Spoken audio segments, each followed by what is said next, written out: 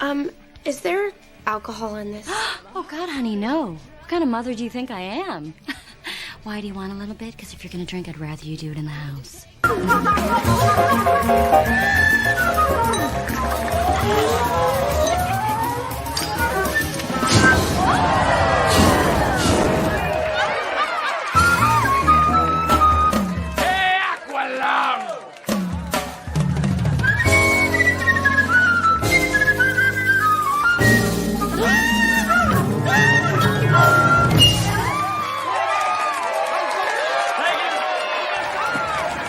Make it Suntory time.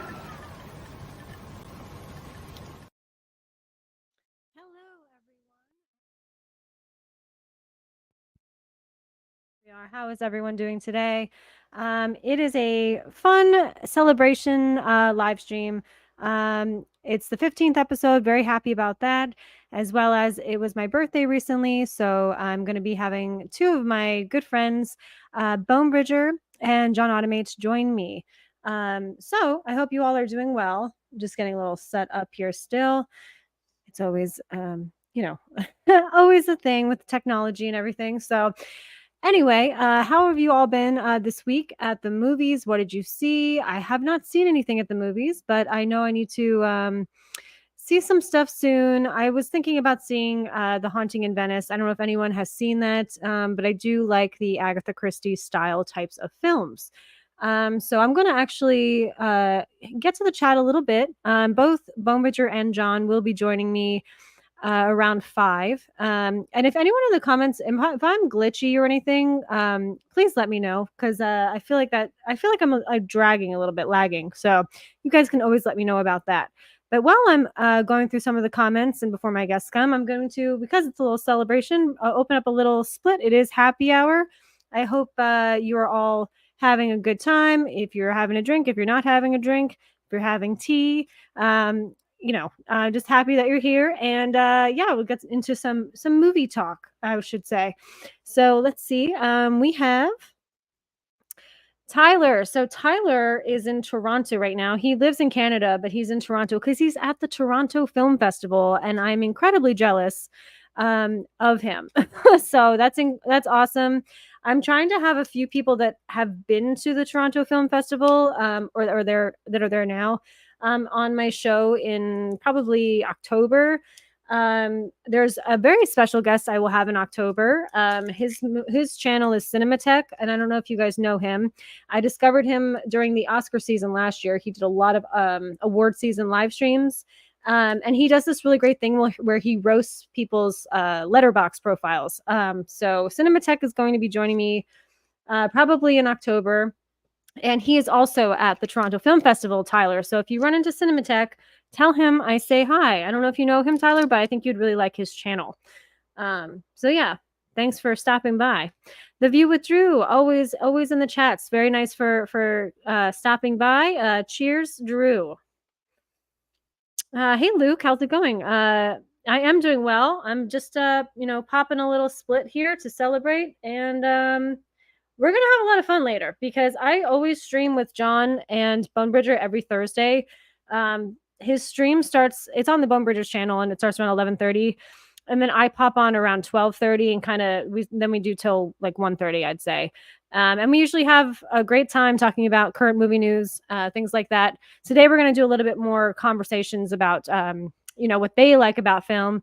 And, they're both really knowledgeable, and it'll be nice to showcase their film knowledge because a lot of times we're just bitching about what Disney's doing. So that'll be fun. It was great. It was really great. Yes, thank you. And actually, this is your next question. I'm actually wearing this necklace just because, again, we're in like glitzy celebration mode, but my mom got me this and it's very nice.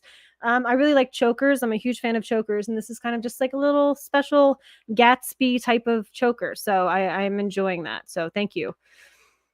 Double feature podcast. Mika will also be on the stream in October, later October. I'd like to have her on because she's like, she's very knowledgeable in film in general. But I would definitely consider her a horror expert, which I'm not, and I would love to have her on. So I think that's going to be really fun. She has great content, and so you guys should check out her channel. We are so behind in the movies. The Haunting of Venice is on our list. Yeah, you know what? And I've seen the original Murder on the Orient Express, but I never saw the Kenneth Branagh remakes. So, and I know that what was it, On the Nile? Something on the Nile. I wanted to see that as well. I heard Gal Gadot was not the best, and she's not the best actress, and I like her a lot. But if you're gonna make her a lead in a film like that, that's a little tricky. I did see Russell Brand was in that though, so that's cool because I like Russell Brand, and I wish he was still doing films. I know he has a very successful podcast YouTube channel, but I really miss watching him in movies. So it was cool to see him in the trailer for that at least. But yeah, so The Haunting of Venice, it looks a lot more like haunted housey than the other two do. Like the other ones kind of straight up murder mystery things. So I watched my first Abbott and Costello movies in my life today, and I really enjoyed them. Good, that's great, Luke. The really old stuff is fascinating, and it's such inventive filmmaking. The Buster Keaton and Charlie Chaplin stuff too is like, I mean, what they pulled off with practical effects and camera tricks and in-camera tricks is mind-blowing. So yeah, that's great, Luke. You can see how so many films are influenced by older films, and it's really enjoyable. I did say this before, but I watched On the Waterfront recently, and John Wick was heavily inspired by that, and I didn't know that until I watched the movie.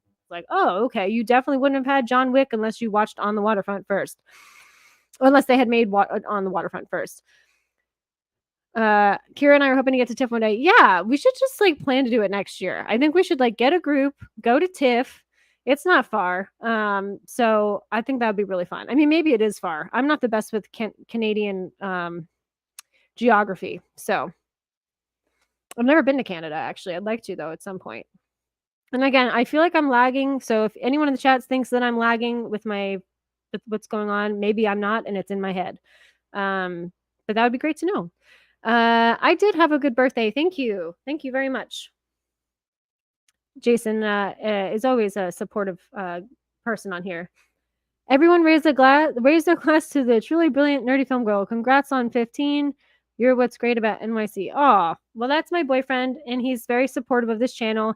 And if you have seen my most recent video where I do interview people in New York, and I'm going to be doing more of that because it was such a blast, and it was very interesting to find out, from people what they liked this summer. He was the camera guy, and he shot everything, and it was really helpful. And yeah, he's incredibly supportive. So I'm very happy that he enjoys it, and it's great. Very nice to have him at my side. My favorite holiday is Halloween and New Year's. I think those are probably my two favorites. I like Christmas, but it's not my favorite. But it does put me in a really good mood, I would say. But I also like Cinco de Mayo because who doesn't like tacos and tequila? So far, okay. We got the TIFF reviews so far. Let's see. Kill, which is Bollywood was a dumb, fun, and bloody time. Cool. Boy Kills World tries to be Deadpool.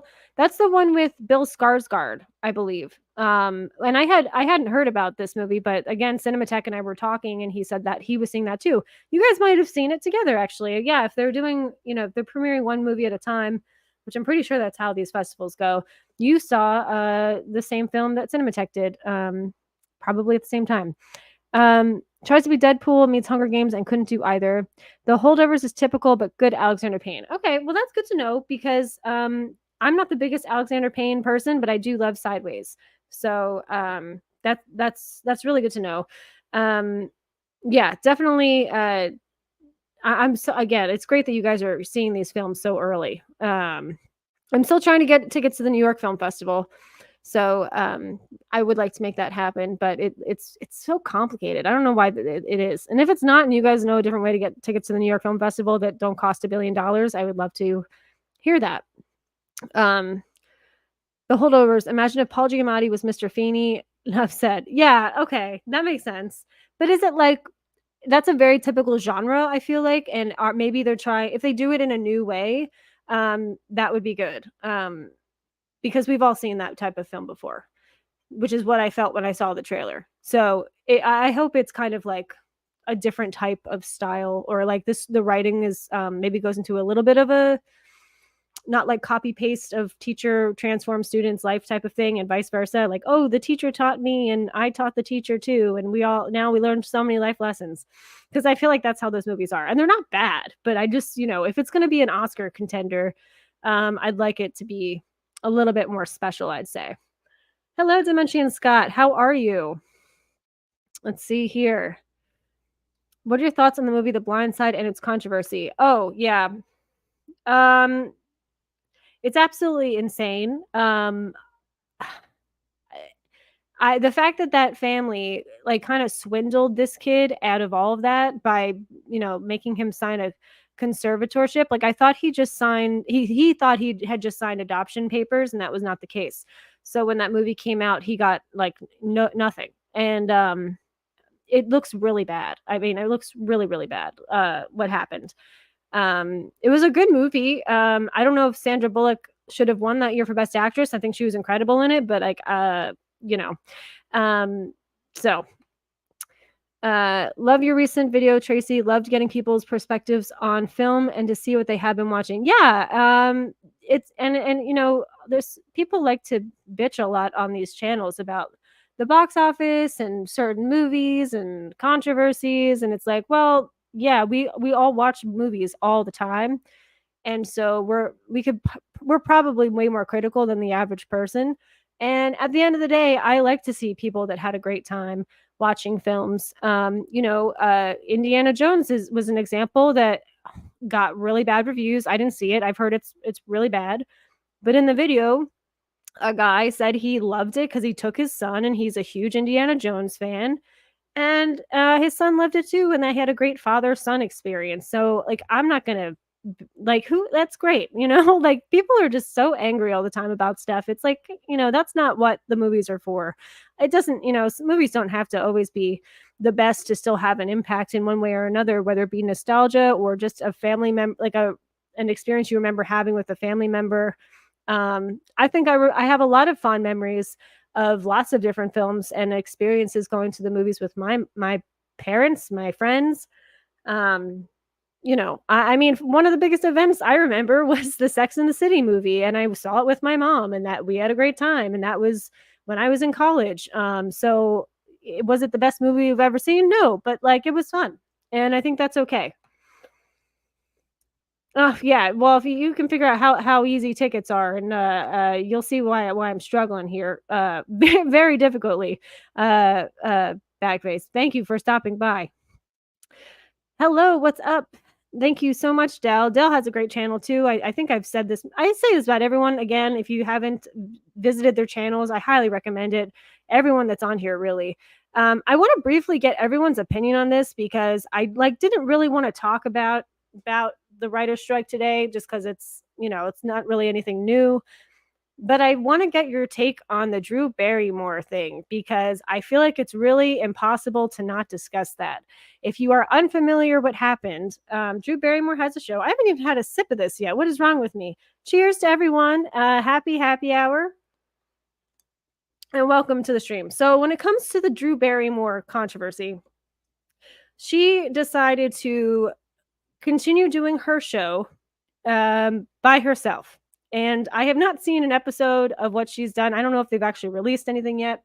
But essentially, every other talk show host is, because of the strikes, in solidarity, not going on. And they're kind of finding ways so that their crew members get paid somehow. And Drew Barrymore is saying, you know what? That's okay. I don't need writers. I don't need a crew. And I'm just going to continue the show. And I don't understand why, because it makes absolutely no sense. She is a legacy, like an acting legacy family. I really don't understand why she's doing this. So if you guys have thoughts, I think it's just really not a good look, because it's really essentially saying, I don't need any of my writers. I don't need any of anyone, to write my material. and I'm just going to do this. I've always liked Drew Barrymore, and she always seems like a really nice person. So I'm just really shocked by this choice because everyone else is doing the exact opposite right now. And she's lucky. She got to do films and stuff in the best time to do it. Like, she gets tons of money from everything she's been in because that's when those contracts were so good. So it feels very icky to me, and I'd like to know what your thoughts are in the comments regarding this scandal. Okay. And again, guys, if you just got in, Bonebridger and John will be here at 5. So they'll be here from 5 to 6. We're very excited to have them on. Dropping by, that new On the Streets video was really cool. Good. I'm so glad you like that. I'm definitely going to be doing more of that. So it was really fun. And it is really nice to see like the general public's opinions. Hello, Lance. How's it going? On my way home, going to watch Mary Poppins Returns and then Maleficent. I love the battle between King Stefan and Maleficent. So there were things that I did like that they did in the Maleficent film. I didn't see the second one because the trailer looked really bad. So I do like Angelina Jolie in general, but you'll enjoy yourself with that.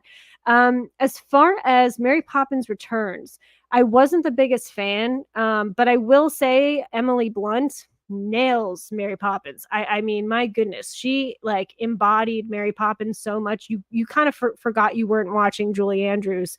And she wasn't even doing like an impersonation. It was just like her embodying Mary Poppins. So I think she did a really good job, but I think the movie has a lot of problems. I still need to see Indy 5. Yeah, I'm going to hold off on that. I mean, and again, that's what I was saying though. Like, I am turned off when I hear like horrible reviews by films. But there's always going to be someone that had a great time, and that's good. So I'm sure I'll watch it at some point just to see and make my own decision. I think, we all have to get a little bit better of that, of making our own decisions with films instead of just listening to what other people say. Everyone's saying hi. Hey, Dell. The Sex and the City movie was basically a masterpiece. I mean, it's a fun time. If you were a fan of the show, they did everything right. The sequel was a little strange, though. I think you'll agree with me, your cult boyfriend, because the whole going to Dubai and then Aiden comes and all that stuff.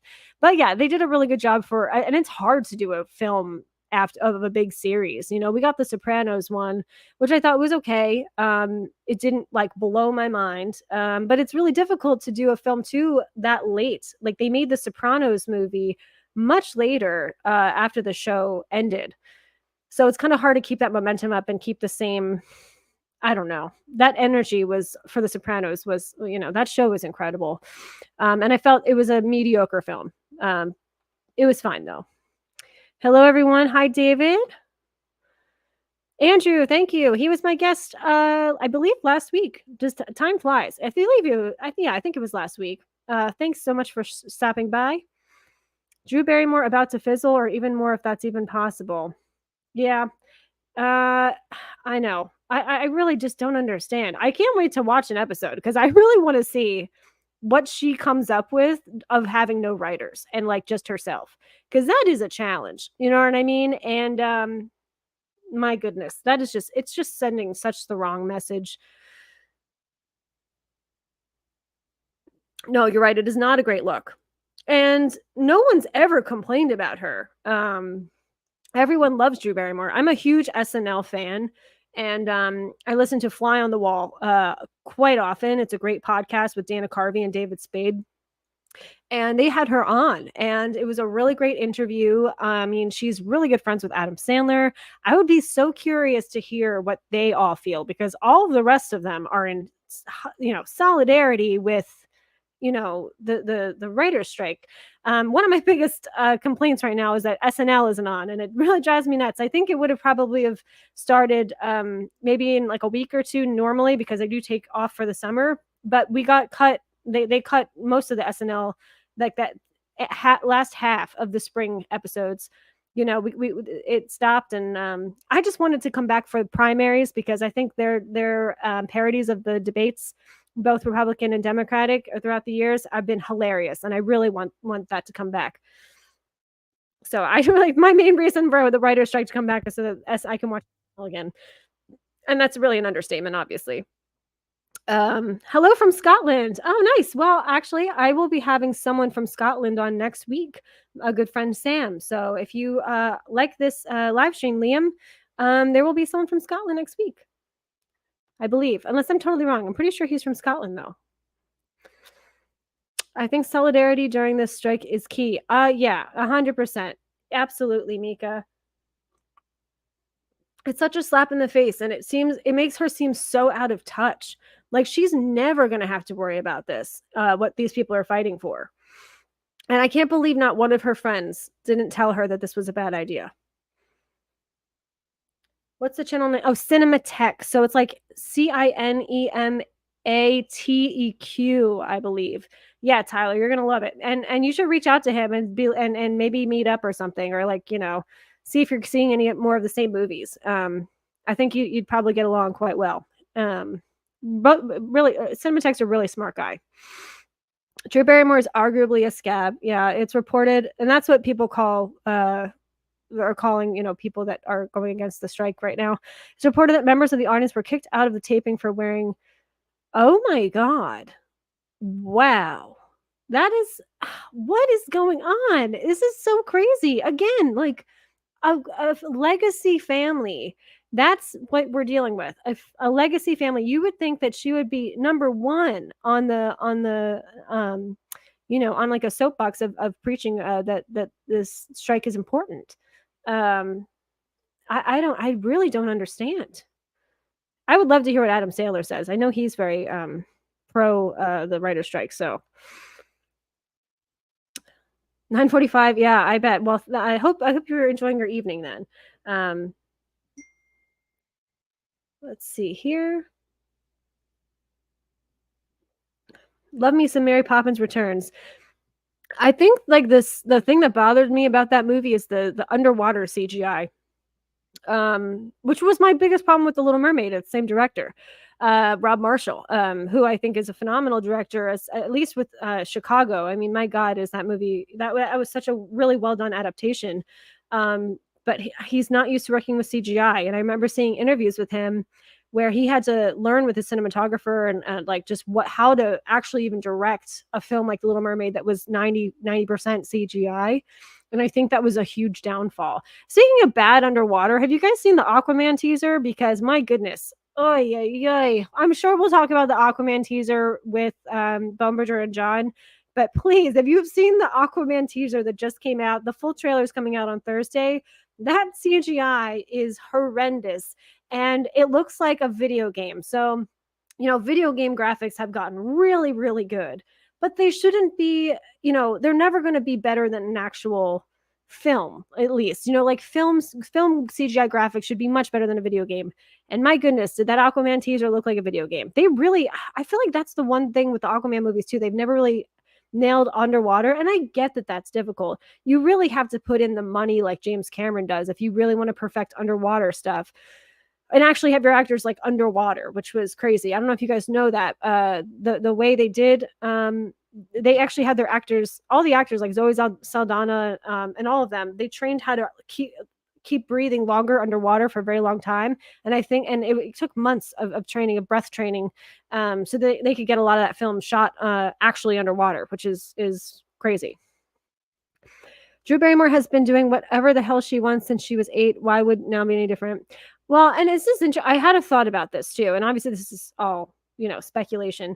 She pretty recently became sober, and I know she had a really hard time dealing with drugs and alcohol for a long time. She speaks about this quite frequently. I wonder if because she isn't working that she felt maybe she needed to do that to stay in recovery, because I know sometimes people can get they need another outlet. So like a lot of times people will choose like going to the gym, and then they like obsessively go to the gym after that, things like that. So she might have used her work and working really hard and all that every day to kind of combat those things. And so if that's the case, that's one thing, but you don't have to like just talk to someone, have help in other ways. You don't have to put them, your entire fellow actors, like such a slap in the face on to them just because of what you're going through. Drew is one of the A-list actors who aren't hurt by the strike in terms of finances. Yes. That's why it's been so imperative to have exactly, because everyone still thinks, oh, well, I don't care about the strike because they're all making millions of dollars anyway. No, this is not about them. We need the big A-list actors to be present and to be the loudest in the group, because they're fine. They're never going to have any issues with this. It's everyone else. It's your working actor. Most of these actors have second jobs. It's not what you guys think. If you're thinking, oh, it's Tony Stark and Captain America. No, this is not what we're talking about here at all. It's like that one character actor that you've seen a billion times and don't know his name. It's like that guy. People, stuff like that. And it's crucial. And actually, they're actually really close to coming to a deal. They're so as far as the writing and acting goes, they're really close as far as the finances go. It's like a 1% difference where the actors and the writers would be like, okay, we're fine with that. But they will not budge on either end on the AI stuff. And that's why this is so crucial. It's really about the AI stuff right now. Otherwise, I can't even imagine what will happen in the future of film and TV. One skill point. Hey, Nerdy Film Girl. Thank you so much for joining. I kind of like that she's going against the grain. Good for her for not complying with the stupid strike. I mean, the strike is incredibly important. And again, it is not about the rich people. There's hundreds of thousands of actors that are getting affected by this that again have second jobs. Yet the producers make tons of money off of them. So I have to agree to disagree with that one. Everyone's entitled to their opinion, but I think people are just really misinformed about what the strike is about. And I see it time and time again online. I've seen an episode in the past based on that. It's a talk show that's kind of just there. Right. But you need guests. So like she had like a Broadway person on as a guest, I believe. And that's, Broadway people are not a part of the strike because it's a different union. So Broadway people are part of Equity. And which can continue. They actually made a deal. They had actually a conversation. I believe it was a few months ago, and it was like, oh, Broadway people might go on strike too, but everything they asked for was good to go. So the Broadway people did not have to strike. So yes, you can't. I mean, Drew Barrymore can't have anyone that's promoting anything. So like that's why people go on talk shows to begin with. That's another reason. Why are you going out of your way to have a show when your whole purpose of your show is to help people promote stuff, and they can't promote anything anyway? So you have to go to like Broadway or musicians at this point, and it just looks bizarre. It looks like a college person that like is trying to pass their communications, their communications final. Oh, hi, Prinzada. She's a fantastic guest, and if you have missed her on my channel, you can see it the replay. She's multifaceted musician, comedian. We had a great conversation about comedy and stand up specifically as well. If you check that out, a 4-hour SNL episode to cover everything when. 4-hour episode to cover everything when. Did I say 4-hour? And I must have misspoke. And I'm just a big SNL person, and we haven't been able to get it. I like that when they do the oh, you're saying that they should do like a 4-hour. Yeah, you would need to. You would need a 4-hour SNL episode to cover everything that's happened since they weren't on. I totally get your comment now, David. We have about 2 minutes till my guests arrive, and we'll get the party even more started than it already has.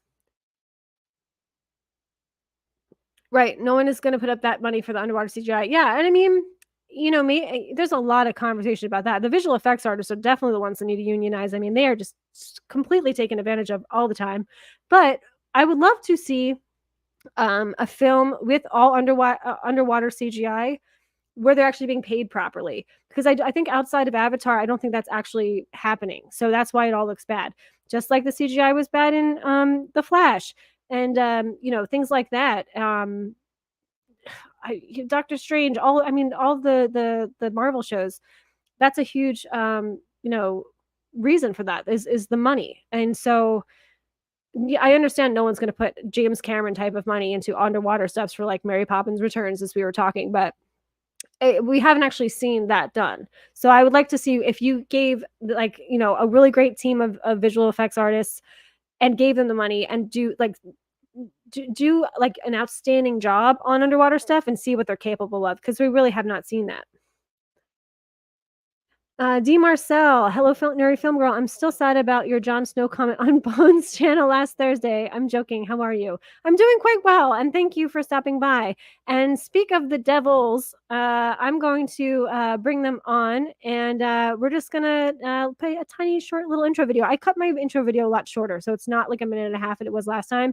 I totally got that dragged down the vibe and the momentum. So I'm just going to like play a little intro for them, and here we go. Is there alcohol in this? Oh, God, honey, no. What kind of mother do you think I am? Why do you want a little bit? Because if you're going to drink, I'd rather you do it in the house.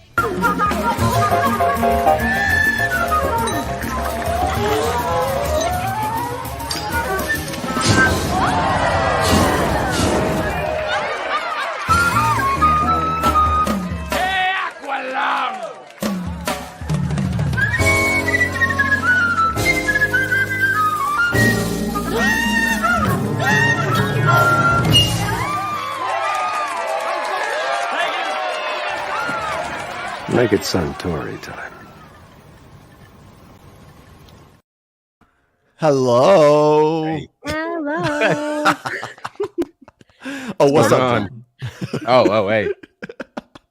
Fancy seeing you here. Fancy seeing you around here. God, I thought I saw you earlier, but it wasn't you. I feel like we always see each other. Roaming around.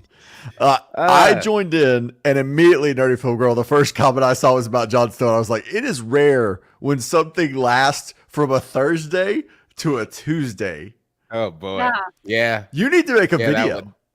Oh, I know. I don't hate Jon Snow though. I think I just don't want a whole show about him because I think I thought I was making a statement, and then you made that one, and I was like, oh, all right. Well, we see somebody else. I'm serious. Make a video on it. I think people would love to hear, because it shocked John to see John's face react after that. I know. We got to put that comment back on here. Yeah. Yeah. A Yeah. little bit. Oh wait, actually, yeah. Yeah, and I saw that one too. Yeah. Yep. Yeah, they're not having it. Well, it's okay. It was great. I still stand by that. But hey, anyway. It's important not to be boring, and that was far from boring. That's true. That's true. Yeah, how are you guys doing tonight? I don't know if you had anyone participating in a little cocktail or anything. I actually popped open a little split to celebrate. So Prosecco. Got a grand crew with me right now. It's a cider. Very nice. I got nothing. I got nothing. That's okay. If you ever experience how the Bone Bridger lives, you'll understand that nothing makes sense. Oh, hot take. I thought about this after you had your moment where, people were reacting so strongly. I have my hot take, but it's not about movies or shows. I hate pizza and ice cream. I hate them. Both of them. So you hate children, happiness, everything that is fun in this world. That's what you hate. That's what you hate. Pizza and ice cream are a staple. In fact, how dare you? Honestly. I know. It's a character flaw. It's a flaw in my programming. I didn't get the upgrade I needed. Nerdy Film Girl, please don't say you hate pizza. You're in New York. No, I am, and I'm actually like plant-based, and I still eat pizza and ice cream that are plant-based. So you see that? You see that? Yeah. Van Leeuwen's. I don't know. Actually, John, you were living in New York for a very long time. Have you ever had Van Leeuwen's ice cream? I have. Yes, I have. Oh, their pistachio is my favorite. Did you stand in line? I haven't. There's so many locations now. I know you used to have to stand in line for blocks. There are so many locations of Van Leeuwen ice cream. Oh my goodness, it's so good. It's in stores now too. You can buy it in the store. So that's fair. That's all right. That's good. If you see me going to ice cream store, you need to get out. Do you like sorbet or like frozen yogurt? Yeah, I think I don't. Yeah, I don't dislike frozen yogurt. I don't dislike. No popsicles. He just doesn't like it. He just doesn't like it. That's what it and is. you live where it's really hot too. A rumor has it I do. I am never hot though. I am always cold. So Hence there's the a lot beanie. going on there. Yeah. Yeah. I'm always cold. I have never once put this on and been like, it's too hot for this. Wow. Yeah. Well, that's good. This live stream is going to be wild. Yes. I'm gonna go to the chat a little bit if you guys don't mind. Just because it's starting to like get really big, and I just feel like I'm gonna miss. That's wonderful. I see So. lots of familiar names in here. Yeah. We just have to say hi to Laren. He's on everyone's live streams. I'm sure Laren will Hello. pop up on yours. Laren, you should check out Bone Bridgers on Thursdays at 11:30. It's really fun. The three of us are always there. Okay, what Marvel comic character do you feel gets overlooked? I think Beast from X-Men gets overlooked. Yeah, I would agree. I would agree with that. Does it mean in the comics gets overlooked or overlooked in like the films? I feel like Beast definitely gets overlooked in the films. I think comics as well. Okay. I originally would have said Cyclops, but Cyclops had like a resurrection in like popular media over the last couple of years, both in the movies and in comics, where I think a lot of people recognize just how good the storytelling was with him. Whereas like Beast there's a lot of good storytelling with Beast, but yeah, you don't really hear about Beast like that, right? Like if you think X-Men, you think Wolverine first, Storm second, Cyclops or Jean Grey. It's like you don't Professor Xavier, but whoever says Beast. Yeah. I would say Gambit, but he gets so much love in the comics. And also just what's the niche? Like there's like a niche of just like or underratedness or cult status that Gambit has, I think. Yeah, he's super. I mean, he's beloved. It's almost scary because if you get it wrong, people are going to be. I think they were scared to do it in the movies. I'm so glad you answered that because I knew that would be both of your expertise. That is not my expertise. I do like the X-Men a lot, but I'm not an expert like you guys are. So that's why you're here. You get to chime in with the knowledge. We were talking about this earlier, and you guys can chime in on this. We were talking about briefly the Aquaman teaser and how like people still can't really get underwater CGI done well unless it's James Cameron's Avatar. And a lot of it has to do with the funding and the all of that. Yeah. And now Bagface is bringing up even Harry Potter 4 had better underwater scenes. They actually shot underwater, though, to be fair. What do you guys think about the whole underwater look and maybe examples where it was done well or just every example that's bad? I mean, there's so many bad ones. Mm-hmm. Funding plays, what you said about funding plays a major part. I mean, we all know how much Avatar costs, right? Yeah, there's so much computer imagery, but there's also the fact that James Cameron literally built like pools and had underwater tanks and like was actually, I mean, the man went under the water, like literally. Then what did he do? He spent like a week underwater or something like that. Wasn't it something crazy where he went in? Mm-hmm. So it's like he really cares. I don't think it's that Aquaman, because there are some scenes with Aquaman that are shot underwater and things like that. I just think once you hit that type of big superhero movie, the green screen is just where it's at. And those men and women are just overworked, and I don't know. It's tough. Yeah, I was trying to think of something that had like great underwater scenes outside of. I think after Avatar 2, that kind of like was like, okay, well that's it. He's right That's about how the you Harry do it. Potter. Yeah, well, because they actually tried to film it. Like they actually tried to do some things versus the Aquaman 2. I think looks really bad because it's obviously a computer doing like it's 100% a computer. And I don't know, with the budget of that movie and the reshoots, I really do think that movie probably is really expensive though, but not in like an efficient, we did the best we could way. It looks bad because they just kept changing things. Yes. That's fair. I think Lord of the Rings had a really good underwater scene too. One of them where well, I mean, if you go like Two Towers and the bog, I mean, are you talking about like with Gollum and Frodo when they're going through there and he goes under? So, but that was like, and even then, that's 20 years. You know what I'm saying? So that's yeah, that was 20 years ago. Interesting. That's interesting. Yeah, and with the new stuff, you will sometimes get like one great shot in an entire movie that's Mhm. underwater and nothing Right. else. Like, because I remember in The Little Mermaid, a lot of that CGI looked bad. And then like once or twice, I remember like, oh, that shot looks gorgeous. And then, but like they can't sustain that for the rest of the movie when it comes with underwater stuff. So Fair. I would agree with that. let's see. Big shout out from South Africa and Malawi. Oh, Chris Nice. Perspective. Very cool. Nice for joining us. Thank you. I'm going to South Africa at some point. I gotta figure out when that is. Really? I am doing a world tour. I gotta figure out what that's gonna look Ooh. like though. I'm going, there's a lot. I'll tell you both about it at it later. Gonna go see it behind the all? scenes. That's Yeah, cool. I'm gonna, once I get the home base thing figured out again, I'm going to Europe for a bit, coming back, going to the Caribbean for a bit, but I go to the Caribbean all the time. I just love it. Coming back, and then I'm going to Asia for a bit and coming back. We'll see how that works out. Just remember, Scotland is not a real place. So if you go there, it's just going to be empty, and the map will end, and you'll be like, "What is this?" That's a shame. I thought I'd be in the middle of like Brave or something, you know? Well, now that Figure it is out. true. I can't deny that. You mean Scotland doesn't have dragons? And like I thought. No, I don't know. it's We'll got see. worse We'll see what things. happens. There's someone in the chat that I noticed earlier that's from Scotland, but yeah, Look Is he at from you. Look at you. Edinburgh? I'm not sure actually. We should ask him where Glasgow? specifically. Yeah. This is when you need to stream at 10 p.m.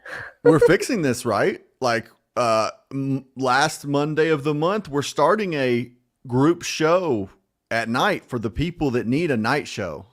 Yeah. Except for him, it'll probably be like 3 a.m. But Yeah, may- maybe he's a night owl. Maybe he's yeah, that's true. Yes, absolutely. We That- take all the UK that's night true. owls. Yeah, It absolutely. happens. Just saying hi to you Hello, guys. hello. Pizza and ice cream, and you hang out with him every week. We don't eat together. There's a key factor here. We do That's not, true. Yeah. yeah. Thank goodness. You must eat One muffins day too. when we do, I promise that I will not hide food from you all like pizza and ice cream. So, Oh, and my no, I don't goodness. hate puppies. I do like puppies. So Did you guys either of you wind up seeing Strays? Speaking of puppies, or was I the only one? I'm not. I seen it. didn't see it. I didn't see it. Okay. I'm gonna I wait. can't I need to talk see it. about it. Yeah.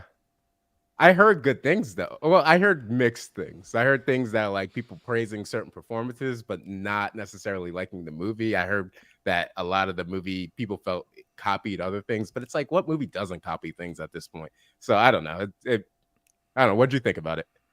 Yeah. It definitely. Oh, you saw. Oh no, you did see no, it. I didn't see it. I was just gonna Oh. say that Nerdy Film Girl, when she was talking about it, made me want to see it. Like you made me want to see it. The trailer didn't as much as It you doesn't. did. No, the trailer's fair. not good for it, and it does take the first 10 minutes of the movie. It takes you to adjust with that uncanny valley thing with the dogs talking. But once your brain kind of adjusts to that, you're just full on in. Not all the jokes hit. Like there are definitely jokes that don't hit, but a lot of them do. And there's so much. There's like a very huge emotional award, I would say, that throughout the movie, besides the comedy. So.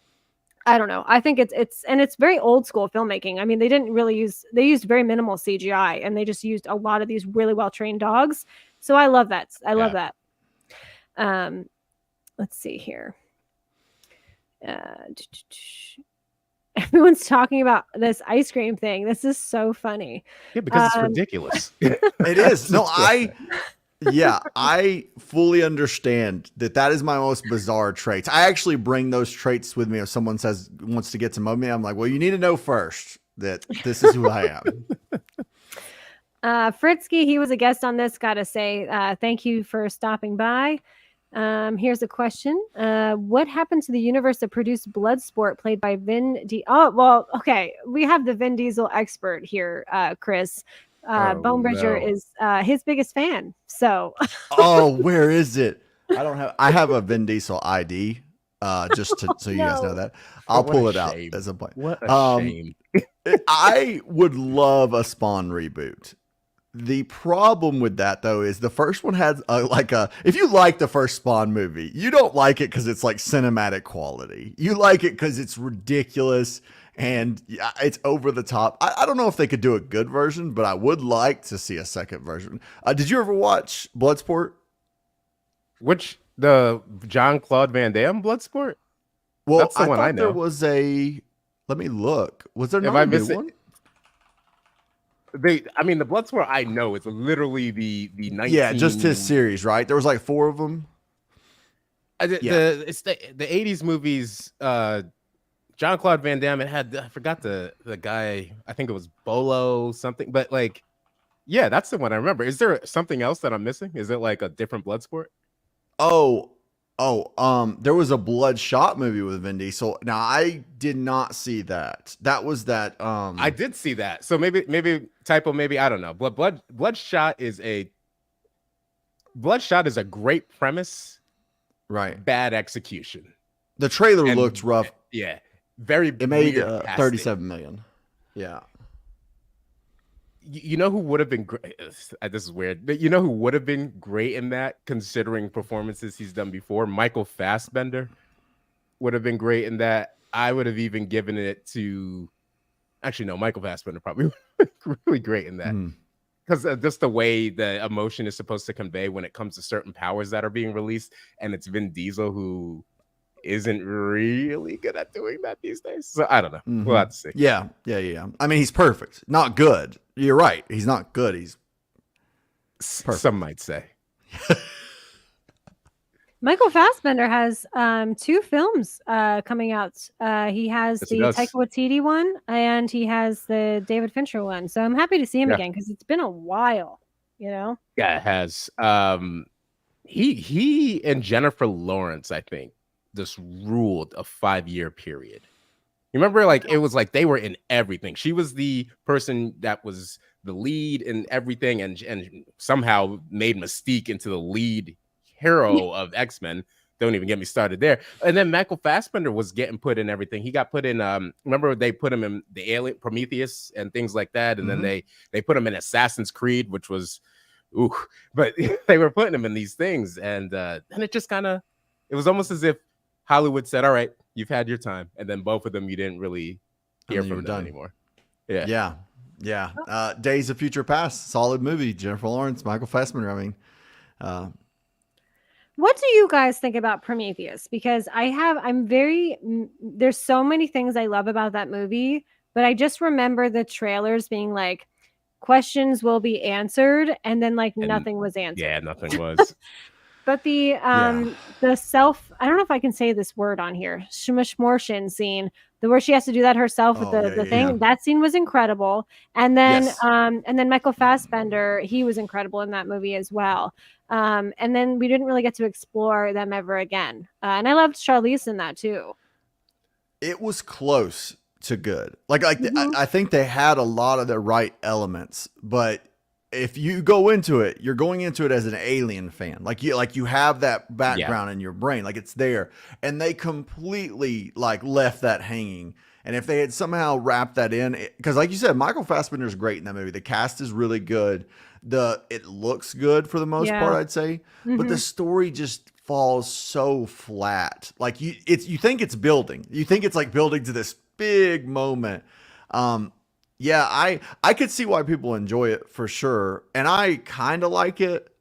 It's the same thing with Alien Covenant, the next one or whatever. Like, I mean, I don't know. I like it a lot better than Alien Covenant. Like, I think Prometheus is a really good film. It's not groundbreaking, but it doesn't have to be. But all the performances, it works, I think. And I think sometimes you just need a film to work. Right. And it's got a great cast and everything like that. Whereas Alien Covenant, to me, it didn't work. And the problem with Alien and Predator and all of those types of, there's something that's good that comes from them. And then you get like 4 bad. And then you get that good thing again. And then it's this, we saw with Predator with Prey, right? Like Prey was good. Right. But before then it was like, I mean, I liked Predators with, Adrian Brody and Lawrence Fishburne. Like I did like it, but it wasn't great. But you had the other one, and it was, I don't know. It's so weird. I think that's so up and down. But I thought Michael Fassbender was fantastic. Probably gave one of the better performances out of any of the films in that. Shane Black directed the Predator movie, the one that's really bad. And there's an interview with him where he talks, and we all talk about this, the movie cinematography and stuff all the time, is the original version of the movie wasn't at night. So they went back and changed it to be at night because he says it's not scary, it needs to be dark. And that really disappointed me because that means he doesn't understand tension in some ways. Now he did great on like the Russell Crowe Gosling movie is amazing. But like him thinking that horror and fear is just darkness really threw me off. And I realized that That's true. Yeah. you could be a good director, but not be right for horror. Like you might do a bad job in that genre if you think that it's just about what you can't see. The tension has to be there. It can't be wacky. Yeah, there's some Shane Black stuff from the 90s that I absolutely love. And he's good with like dramatic tension, but I find I agree with the horror aspect. It's not necessarily there. So it's kind of odd that he was chosen to direct that in the first place. You know, They gave it to him because he's in the first Predator, and I think he Right. really wanted to do it. And I think they were just at that point where they were like, okay, we've got a great cast building up. And granted, the story falls flat. Like there's just story structure problems. But then you take Prey, and it's a lot simpler. And then you just make good filmmaking. You do the best you can with no budget too. Prey is nothing compared to the budget from the Predator. I'm gonna go out on a limb here. Prey is one of the better heroine, like female heroes I've seen in a long time, in terms of like how they wrote her. So I mean, come on. I see why people initially were like against her because of when it came out. But I think if people actually watch it, she's a really great character. Her brother is the better fighter. Like her brother saves her. They acknowledge that. Yeah. All right, I know people. I know the whole like Mary Sue thing comes out and things like that. That is a Ray Palpatine type thing. In terms of how she was, everything made sense, and that's all that you kind of asked. You just asked that things make sense. I've always thought it was weird that if it's against women and you roll your eyes, it's like, oh well, you shouldn't. But we roll our eyes at men doing dumb things all the time, Vin Diesel, and it's like, you know, why can't it? It should be both. I thought she was great. I thought she's perfectly written. And her and her brother, they cared about each other. It was a very loving good. family dynamic. It was nice to see that. And then also, they couldn't win without some kind of clever trap. Like that was nice. You can't beat the Predator. Like you have to somehow. They show why she's smart. Right. Right. Like she's not dumb. She's smart, but they don't make it like she becomes smart like at the very end. No, she was smart the entire time. Right. And that was one of the, it's the bear was going to get her. Like they Yeah. put in these layers where you can see she wasn't going to beat the bear. Like the bear was going to get rid of it. Yeah. I love my Predator movies. If you can't tell, I get all. Yeah, They're all good in my opinion, even the bad ones. Well, Dell agrees. Waiting for a Spawn reboot for 2 decades. It'd be wild. Really, we really have though. We really have. Backface says, as far as I think this is with the Underwater water stuff? CGI, lack of directorial technical capabilities. And I did bring this up when it came to The Little Mermaid with Rob Marshall because he's not familiar with CGI, and he and his cinematographer had like a learning curve when it came to all of that with that film, and I think it really hurt the movie. And we've talked about this on your channels. Choosing the right director for the right Disney project makes a huge difference, and I think Rob Marshall was not the right choice for The Little Mermaid. Yeah. I think that, you think back to some movies back in the day where they got creative with the way they filmed things. I feel like everything's a bottom line with a lot of these projects. And so there's not a lot of room of like, how could we do this affordably? Is there a way someone else has? Let's look up, like, how did that director do that? I don't know. I feel like everything's like a little like go, go, go. And unless you're James Cameron and you plan it out and you don't do very many movies, you do big movies, Yeah. That's fair. Yeah. Wyoming also doesn't exist. I think that's where Andrew's from. Yeah, I'm pretty sure. True. Yeah. If I'm wrong, Andrew, I apologize, but I want to go to Wyoming though. Yeah. Yeah. I as a person born in a city and has lived in cities all his life and travels to cities around the world, like I've grown to love the country, and not just like country, but I'm talking like mountain-ish type areas. I don't know. It's like a scene from a horror movie at night, but during the day, it's fantastic. Yeah, we could go outside where I live, John, and you can experience all you want. Nah, you got that bear in your backyard. I can't go back there. I swear this is true. In my elementary school, we had to take bear safety class because it was important. Wow. That means you have a lot of them, because I when I was growing up, I was living in New Jersey, and there's a lot of woods there, and you'd see bears. I didn't personally, but like my friends that are very, into hiking and stuff, they would. But it wasn't enough where we would need a bear class, like, a bear safety class. I will tell you, it came in handy a couple of times where you're like in a situation, walking along. I have walked onto on accident, me and my friends, like baby bears, and they were in like a trail, and we didn't know. And I mean, they were at our feet, and we were like, this is not good. This is not where we want to be right now. Because the mom's going to come after you, right? Somewhere close. So yeah, because she's going to think it's a threat. Yeah. But I was They're prepared. So cute. I have friends that I can outrun, at least 2. Right. You don't have to outrun the bear. You just have to outrun your friends. And so it's not about the bear. Like, yeah. Because I don't separate from the party. I run close to them and faster than them. Todd McFarlane recently said that Spawn is still happening. So yeah, he says a lot of things. Your wish.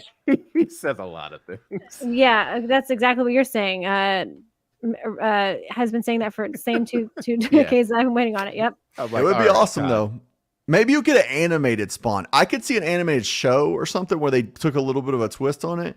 I could see someone like Amazon taking something like that on. Right. It's coming. I don't doubt that it's coming. I think there needed to be other things. Nerdy Film Go, we kind of talked about this on Brand versus the Man. It's the aspect of when you have a show like The Boys and when you have a show like Invincible and they come out and they do well, and then you have something like The Joker and it's rated R and it comes out and it does well, I think it opens the door for like, oh, what's something we can pull in that is a little bit darker? And I think Spawn is perfect for that.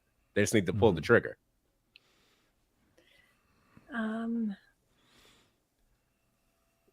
did not see this. Did you guys?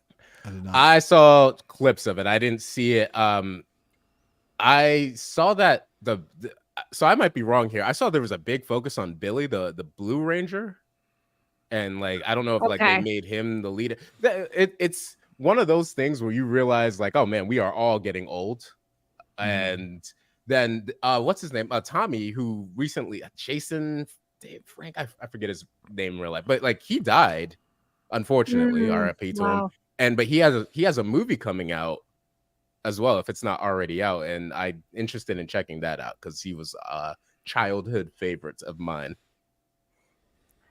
Cool.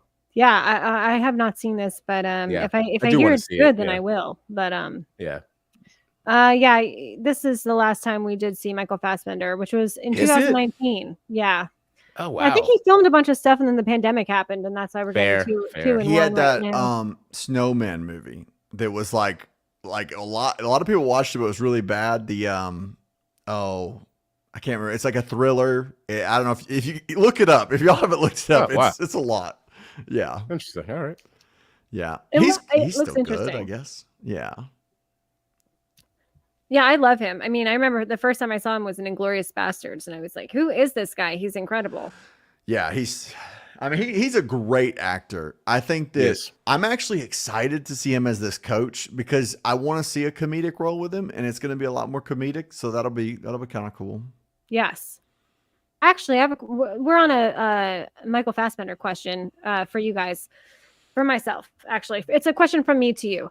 There were 2 Steve Jobs films. My preference might be a hot take, and I'd like to hear if you saw both of them. There was an Ashton Kutcher one, and there was a Michael Fassbender one. And the Michael Fassbender one was written by Aaron Sorkin and all this stuff. I actually personally preferred the Ashton Kutcher version, and I thought Ashton Kutcher did a really good job. And I was shocked because I didn't think it was going to be good. I know the Michael Fassbender one is that's the only one I know. A lot better. It is made it into a lot more popular culture than the Ashton Kutcher one. I did see both though, and Ashton Kutcher was better. I think a lot of people.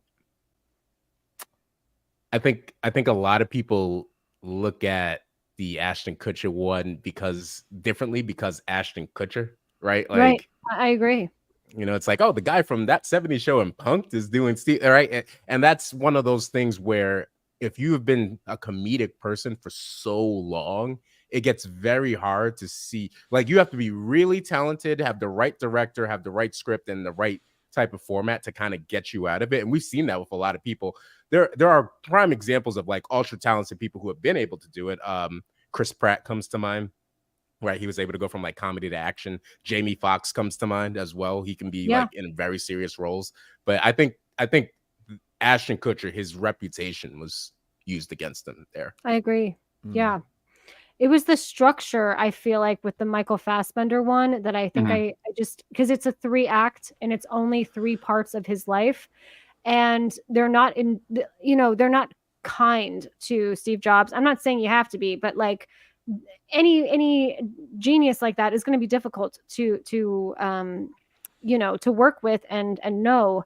But at least in the Ashton Kutcher one, you had a much more well-rounded version because it wasn't just like the most 3 important parts of his life. It was like an overall kind of biopic where you did see him actually not being like That's this true. tyrant, and I felt like the Aaron Sorkin script was just, let's just show him being a tyrant and a genius, and that's it, But you know what though? Being a tyrant is the draw.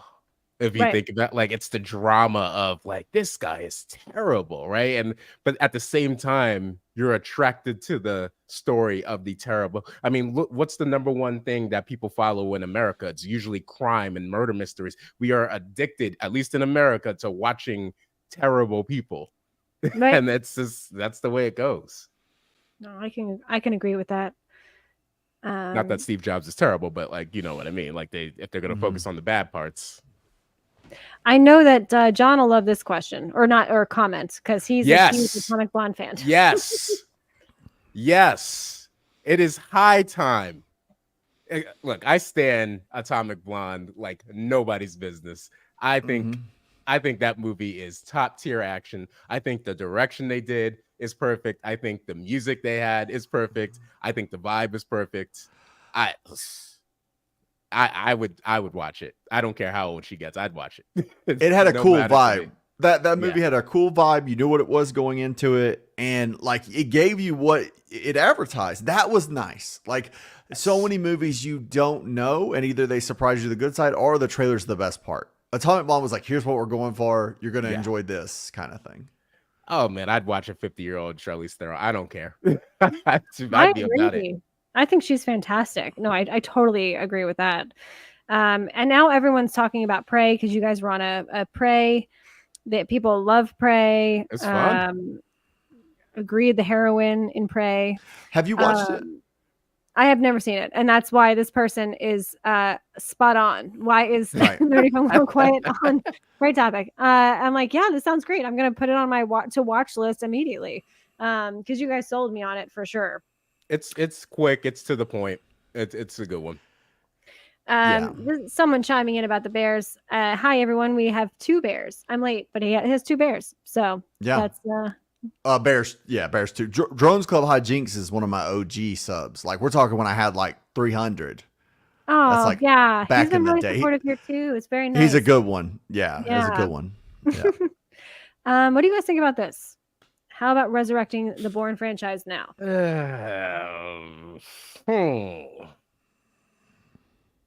I don't think it works personally. And the reason why I don't think it works is because the Bourne, unlike James Bond and Ethan Hunt, Jason Bourne was always the most grounded of the underground spy genre. And even more than like John Wick, you can make the case John Wick was in the first one, but then it became fantastical afterwards. Whereas if you remember, when Jason Bourne came out, it was so revolutionary that it literally changed how Mission Impossible and James Bond started filming their movies. Daniel Craig is a byproduct of what Matt Damon did in the Bourne Identity. Like that's how big of a deal and reach it had. But we live in a highly technical world now. And I don't think the stories of, and I've read a lot of the books and stuff as well. I don't think the stories would work in the technological world that we live in. Whereas I think it works okay for Ethan Hunt. and even James Bond, because there's always been a big focus on gadgets, at least in the earlier James Bonds and more recently later. But that's just my opinion. I don't know. It would need to be more grounded, even more grounded. The last one I thought was a fitting kind of end in a lot of ways. Like it was like, okay, Matt Damon, you did this. This was good. And I feel like with his own production studio now, he wants to do certain things. And I mean, like Air is a great example of a movie that, like, if that's what he wants to do, he will do great things with those type of movies. I don't know. Action, he'll probably do a few more, but they'll be more grounded, I think.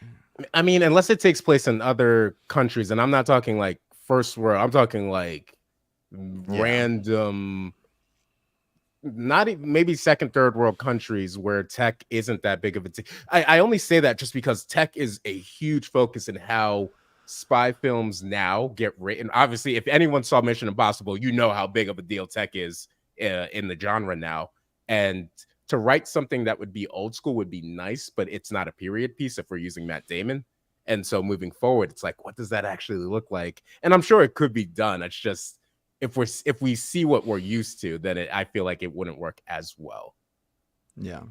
Yeah, D. Marcel agrees that it should be only with Matt Damon. Yeah. That's it's like he's the guy, you know. It's James Bond. We were already used to 60, 70 years of just difference. We can't get another Ethan Hunt either, right? Like it just wouldn't work.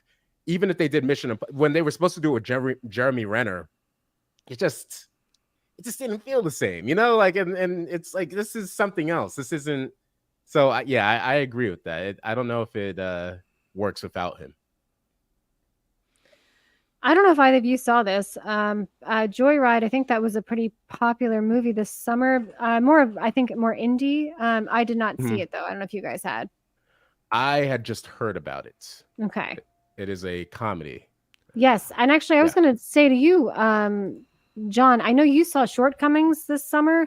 I did not know that was directed by oh my goodness, I was just talking Randall Parks, the guy from Big Mouth and a lot of other things.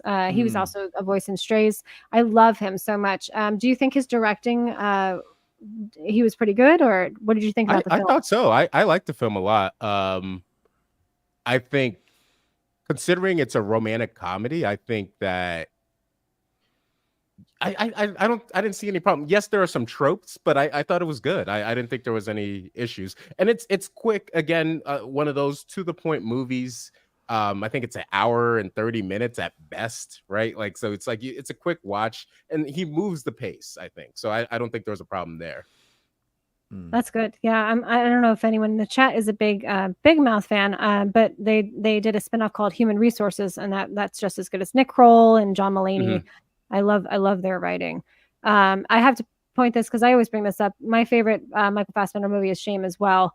Really well done. So I just had to bring that up. There's a question for you guys. Question for both of the boys. Where do you feel the future of genre domination will go? Neo-Western or space opera? That's my boyfriend, by the way. we kind of talked about this on Two Brand versus the Man's ago. I think it's space opera, and I think there's already proof that they're trying to go the space opera route, right?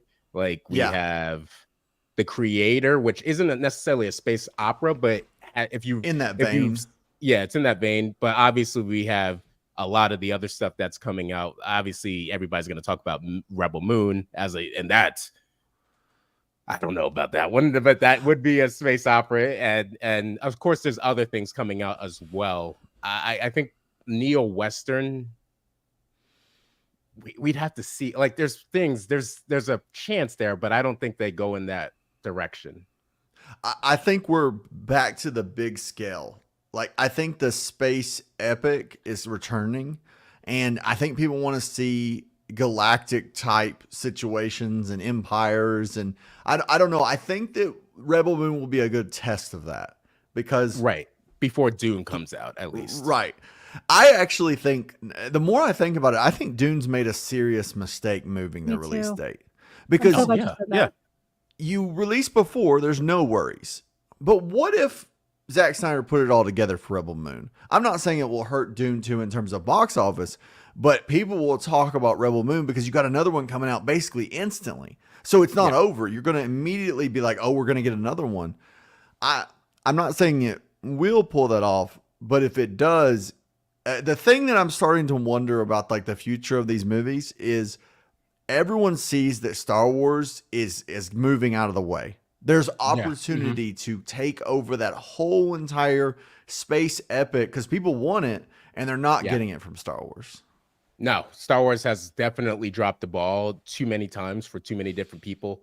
And now everybody has, this is a chance for people to strike. And not only that, you're hearing about all these people who were once signed on to Star Wars projects or were supposed to get a Star Wars project. And then you're saying, oh, well, no, Disney ended up lying to me, or they didn't give it to me, or Kathleen Kennedy canceled it. Even Zack Snyder talks about the fact that Rebel Moon was supposed to be a, so it's open. Dune, unlike the creator, though, Dune already had the first movie. It already had the recognition. It's Timothée Chalamet. It's Zendaya. You have people. So did you really need to move it so you could have a red carpet and potentially a little bit more press? I don't know. Maybe. It makes absolutely no sense, and we're still trying to figure that one out. I think it's you guys have pointed out films when they're delayed and it's a benefit and when it hurts them, and I really feel that delaying Dune, which is a part 2, so people have already been waiting for it, is really, I mean, I think it's going to lose momentum at that point. This is interesting. I've never played this game. I've always wanted to, though. What do you guys think about a TV series of Red Dead Redemption? All I know is it was like I'm going to be diminutive, not on purpose. It's more of a cowboy western. Grand Theft Auto is how I always looked at that that video game. I say it's bad. No, I mean, depending on who you talk to, I like it a lot better than Grand Theft Auto. Both of them. Red Dead Redemption 2 is considered actually one of the greatest games of all time, theoretically. But I think it works. I think you could do that. You could. I think it would have to be someone like Apple, though, that is willing to spend the money, because you're not getting a return. Like if you do a Western like that, you better do it because you want to bring in new fans. You're not going to get a financial kind of return. I could see someone like them doing it. Think about this, though. Unlike maybe, I think it has to go in the vein of The Witcher, where you need a star. Oh, like you can't run it off the name alone. A star. Yeah. Yeah. Like Red Dead Redemption it's a big, huge video game that a lot of people know, but if you were to run that off of like any streaming network, you would need some kind of, and I'm not talking a TV, like a movie star to kind of drive the name, drive it home. I think that would have to happen. Mm-hmm. I know you guys were discussing this a little bit, but if you really were gonna, sorry, not that one. My apologies. That is, we have talked about that. We can get into that all day. We could. Yes. It did get old quick. That's for sure. Got old when it happened. Yeah. Speaking of, all of the Bond and Ethan Hunt stuff, what do you guys think is more fun? Ethan Hunt is more fun because of the stuff that happens, and that is more recent. Mission Impossible has always had a bit of fun because of the aspect of the stunts, especially later on. And we got to the point where the stunts became the marketing, and because the stunts became the marketing, and the Ethan Hunt, Tom Cruise run became the marketing, it was one of those where it's like, man, you're looking for something that's fun, and they play the comedy light, but it's in there. James Bond, Daniel Craig was not fun. Pierce Brosnan was very fun. And so it kind of, Daniel Craig, remember, off of Bourne Identity, that's who they wanted to model the new James Bond after. So if you remember, if you go back to Casino Royale, he was very serious, like extremely serious. That first scene kind of sets the tone for his entire saga. And the story gets a little bit convoluted and things like that, but there's not too many fun scenes with Daniel Craig, I would say. Daniel Craig's Bond. So it might depend. I'm going Ethan Hunt too. And I wouldn't go Tom Cruise over Matt Damon if I was just picking actors, like in terms of who I would rather watch. But I will say Mission Impossible has really won me over. I think I'd rather watch Tom Cruise though. Dun-dun, than dun-dun. Matt David. I agree. And I think with Bond, it's not as fun, but you are getting the like lavish lifestyle Yes. aspects that you don't get with Ethan Hunt, which is okay. I think that, you kind of want the Bond girls and the martinis and like There's a these sexiness. incredible, the sexiness with Bond. Hmm. You don't, I mean, I apologize if I'm offending anyone, but Tom Cruise to me is not sexy at all, and that's fine. That he is who he is, and I like him as Ethan Hunt. But they are such a different type of persona as far as those films go, I think. Yeah. I'm just gonna put this up before I have a question for the both of you. This is just Cody. I gotta Roundhouse tell, kick. yeah, he's really great, and everyone should check out his channel. Really supportive of the channel. So I find that I love collaborating with the two of you. You guys are so knowledgeable in film in every aspect. I'm not pointing out anyone in particular at all when I say this, but there's a lot in the current climate of people having very strong opinions that don't really have a background in film, and that's why I really love working with the two of you. And I kind of wanted to get into like a little bit in the last end of this stream, films that maybe people haven't seen, even if they're older or newer, things that you guys love. What made you fall in love with film? Because that's really one of the things I love about both of you. All right, John, take it away first. The thing that made me fall in love with film was trailers, actually, and how trailers were structured. I'm not old, but I'm old enough to remember when we didn't have YouTube to just run to see trailers, and if you didn't see it in a commercial TV spot, you only saw trailers at the movies. And or even with video games, like they used to have the video game magazine where if you wanted to see a trailer of the next game or play a demo of the next game, you had to get that magazine, right? So there's like things like that. And because of that, I studied cinema arts and started getting into editing heavy and then got into film marketing and did a little bit of that with commercials and things like that.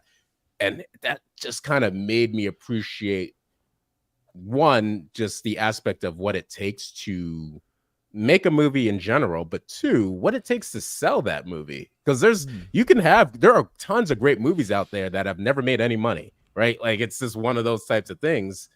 And sometimes it just comes down to that minute or minute and a half of scenes that you have put together, and how did you sell it? How did you push it out? So that's where, at least and that's why my channel tends to focus a little bit more on film marketing and the behavior behind things and studios and stuff like that and decisions that are made, because that's just there's so much that goes into that. And I think a lot of that's pretty fun. Very cool. So it's an interesting kind of blend. I started writing a few years ago, and I really started writing because I felt like it was just one of those things, like I needed to tell stories. But film wise, in terms of movies that like really stuck with me, I usually talk about movies I really love, but if I'm talking about movies that I think like impacted me, there's this movie called M. It's from 1931. It's a German film. And then North by Northwest. Those movies, I actually thought about being a cinematographer at the time when I first saw those, because I was like, dang, they did lighting and stuff better here with no budget, like no technology, and people don't do it well now. And then so I kind of explored that. I think in 2012, I was in a made-up place called Scotland, and I was at a film festival, and it was actually when Taika Waititi debuted one of his first films, Boy, a New Zealand film, really great film. And I saw some movies there, and I was like, you know what? This is really great, but I need to get into like writing and stuff. And then I just kind of forgot about it till one day. And during that time, I just like enjoy movies. Like, if I need to feel good, I watch Dredd. If I need to understand justice and what's right and wrong, I watch Carl Urban and Dredd, because that movie teaches me how to live. Things like that. No, that's great. The M film, isn't that a German director, or is that Fritz? I'm trying to remember. I know the film you're talking about. I believe it's Let me look up the director. I'm not sure. It probably is Fritz Lang, right? Yes, it is Fritz Lang. Yeah, I believe. Yeah. Yeah, that's been on my list. Yes. That's fantastic. Was that 1935? 19. 31, because it was before all the stuff happened. That was kind of the films from there were really taking off. Right. Like if that ever happens, if there's no war, they are going to dominate film in a lot of ways. That's an interesting kind of I recently watched Scorsese's Hugo, and where Good the movie. film isn't perfect and the pacing is very different from the first half to the second half. I love the fact that he made that, because it really shows to people who are so unfamiliar, like the beginning of film and like the actual footage from old school, the early stages of way before even silent films blew up. It was like, before the Chaplin era. It was kind of like right at the early stages in France. And I absolutely love that he was able to do that. I loved how he incorporated it that way, because it'll forever be a history lesson in the beginning of film.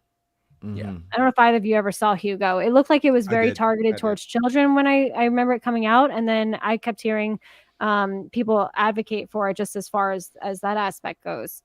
So Yeah. you can and really then learn so much from the classics, Yeah. And then I think also the thing that kind of helps is seeing it and then wanting to do it kind of helps as well.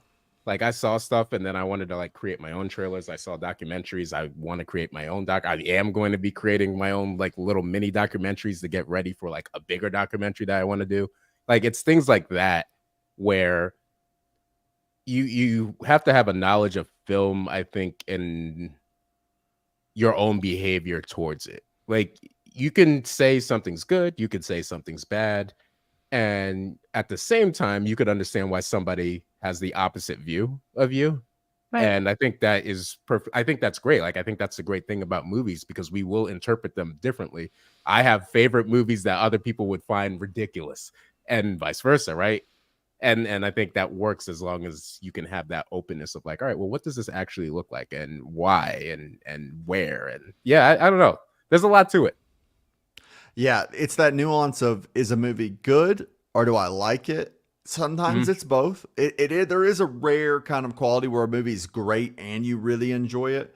But there are movies you love that if you asked if they were good, you'd be like hard pressed to be like, I don't know if it's good. I just know I really love it. Like, that's my favorite right there. I love when I know something's it's just not good, but it just feels right. Big Trouble in Little China is like a way of life in my world. I just want to put a couple of these up.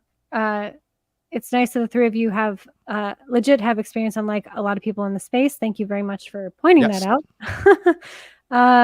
Fritz Lang with Peter Lorre in it, and then this was also regarding M. M is incredible. Yeah, I'm definitely going to be watching that. I'm putting it higher on my list. It is so interesting because again, your experience and everyone else's experience can be completely different and for different reasons. We all watch so many movies all the time. And I was talking about this earlier, Indiana Jones, Dial of Destiny is considered, a flop. It's horrible, blah, blah, blah. Yet I'm not going to tell the person that told me on the street that they had a great time with their son because they both love Indiana Jones and it's nostalgic for them, Yeah. So, Little Mermaid. Little Mermaid was the greatest example of that of the year, I think. It's like, I'm not going to tell. I don't have children, but if I had children, I would want them to see The Little Mermaid, whether I liked it or not. Like it's because it goes beyond certain things. And I don't know. It just is, but it's gonna be different. It's gonna be different. Not everybody's gonna have that same thought process, and sometimes people just need to feed the beast. That is the algorithm. That's right. Somebody gotta feed the beast. If you know, you know. Those are channels. You know. Little Mermaid is actually doing really well, and I think it's their number one thing on Disney Plus right now. It like blew up recently. Yeah. There's a space for I think, a lot of films. Obviously, if you take something like Winnie the Pooh, Blood and Honey, we can all agree that like something like that would be horrendous. Yeah, it's perfect. It's what we need. It's the way the world was supposed to go. Yeah, film is subjective. It's just being okay that you're not gonna like. I went to. I remember long ago. I had a neighbor friend when I was living in an apartment. He had a son. And it was like unfortunately divorced and stuff like that because he got his son every other weekend or something.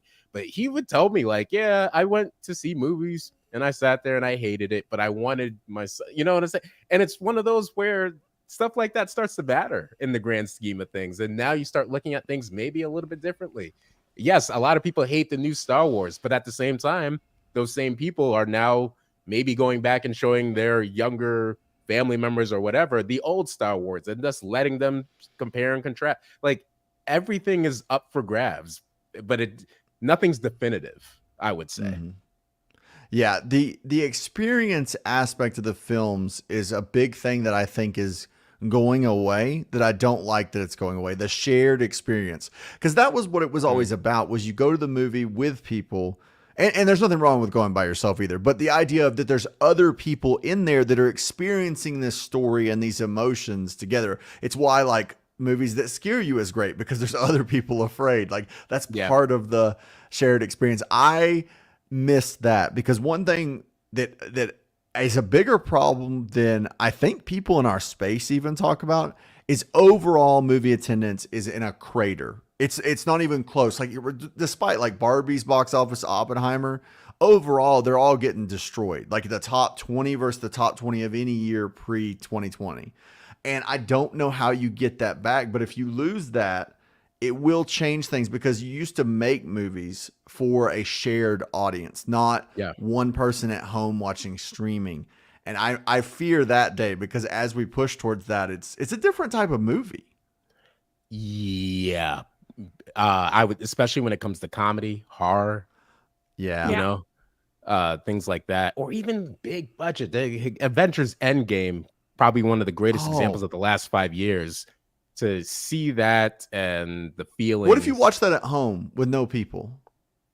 It's just not the same.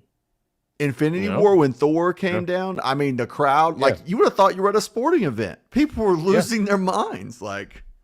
And that can go for anything. I watched Dragon Ball Z Broly in the theater, and the way people were freaking out when Broly came on screen and the transfer, and you don't get that. Oh, you might feel it, but you don't feel it. You know, I don't know.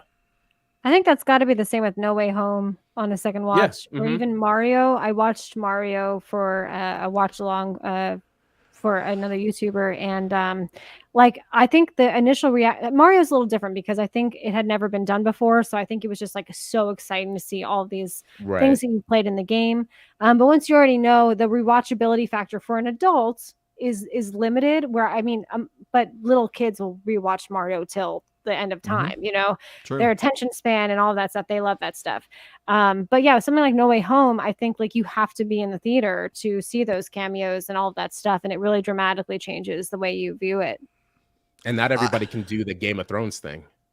Right. You know?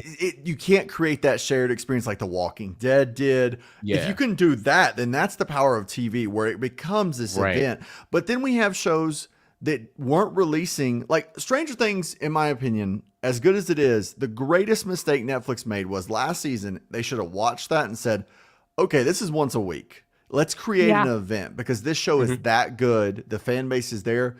They're missing out on something, because I'm going to give Ahsoka one thing. It being at Tuesday nights, 9 Eastern, is creating a little bit of hype and feedback, and people are excited. I mean, it's revitalized people's YouTube channels and the online talk about it, because people can watch it and talk about it together, as opposed to Netflix released it at 3 a.m. and I watched all 24 episodes of One Piece by 10 a.m. and it's, you know, or whatever it is. I don't know. I just feel like the event aspect has to come back to streaming as well. I agree. It absolutely does. And I really hope so. I don't necessarily know about any HBO shows that are premiering in the near future that have that time, that same type of, you know, community around it. And I will say, I don't mind when HBO kind of advertises itself when I'm watching, only because I feel like if I don't know about it, I'm not going to hear about it, because they are such smaller groups that are watching these shows on HBO, just like Hulu and Amazon. So, you know, this is also just, it's what we're talking about. The streaming has changed the viewing process. Yeah, has. You know? Agreed. It's why Max has opportunity. and the opportunity is creating 2 or 3 shows a year that are truly must watch, that you watch once a week, that last 2 to 3 months. If they can do that with House of the Dragon season 2 and some other things, they have an opportunity to win where these other like streaming services are losing, because you're not creating that. Marvel can't do it. I mean, Marvel tried and they just cannot get the audience, which is ironic, but Yeah. You Yeah, guys are all spot on with that.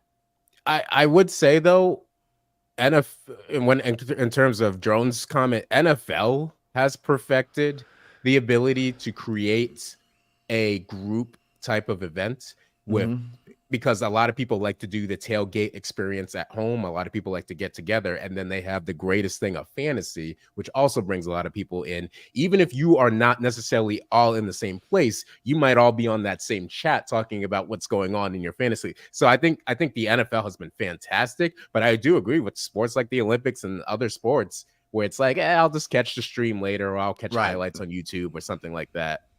yeah. And maybe they need to follow the NFL model, because outside of that, maybe you could say Premier League probably has it like that as well. Although when I was in Europe, a lot of it was more so like you need to go to the event or go to the pub or something like along those lines. But other than football, I don't really think sports create that kind of events. That's very true. I know we are wrapping up.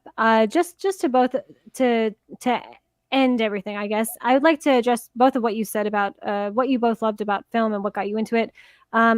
John, I don't know if you remember Apple TV. I'm sorry, it was apple.com/trailers. That was a thing before I used to watch them on YouTube. I would spend hours, and I don't remember if people know this. It used to be a website, and they had all the new trailers. It was so fantastic. And then they got rid of it one day, and I was like, where the hell did that go? It's kind of like the IMDb message boards. Those also disappeared. Yeah. So RIP to those.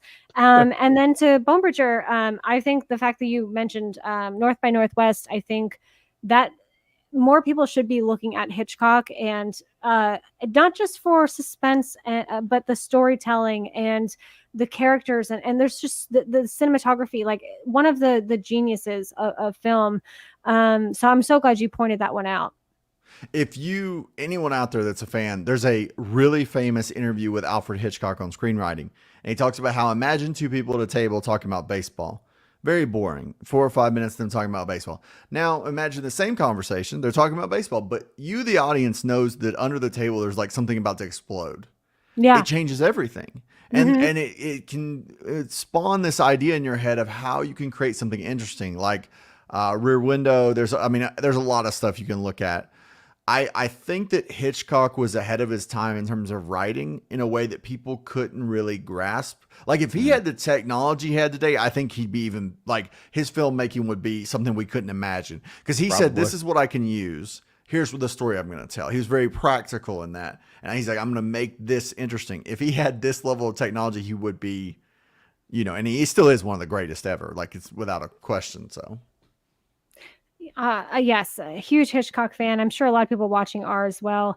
And I do remember him saying that, and it does change the entire thing when it comes to screenwriting. If there's what's at stake, is someone behind the corner, or who's looking in on your conversation? Is it someone that shouldn't be listening? I love that so much. What do you guys have coming up on your channels? If you want to promote them, we can start with either of you. Brand versus Demand on Thursday. Nerdy Film Girl, Bone Bridger, and I talked about, it was trailer talk basically. A lot of different trailers that came out in the last 2 weeks. We went over a lot of them and what's coming out and what we think is going to be good, what we think might be bad, and and why. And so that's what I got coming out on Thursday. And we'll be live streaming Thursday, 11:30 to 1:32-ish, depending on what's going on. And then the most important thing is Monday, the 28th of October, on Monday nights, we're going to start that 8 to 9 p.m. show. And this is your first time hearing about it, but it's a 1-hour show. It's going to be only live. And then Nerdy Film Girl is going to use some clips and stuff on her channel, but it's going to be like to interact at night with whoever wants to come get on live stream. It's going to be a lot of fun. So just pre-plugging that way out in advance. Yes, Bone Bridger has a huge move coming up, so I'm excited to see his new background, his new We're setup. getting a studio upgrade or downgrade, depending on how this goes. It could be a downgrade because this kind of works, but also I can't turn around or I'll knock things over. So Oh, that's fair. Well, That's I fair. think everyone in the chat has been so great. If you have not subscribed to John Automates or Bone Bridger, my goodness, where the hell have you been? I think I put that in the description. Where So have you been? just do it. Yes. And thanks so much. And thank you both for joining me. And we'll see everyone soon. All right. Awesome.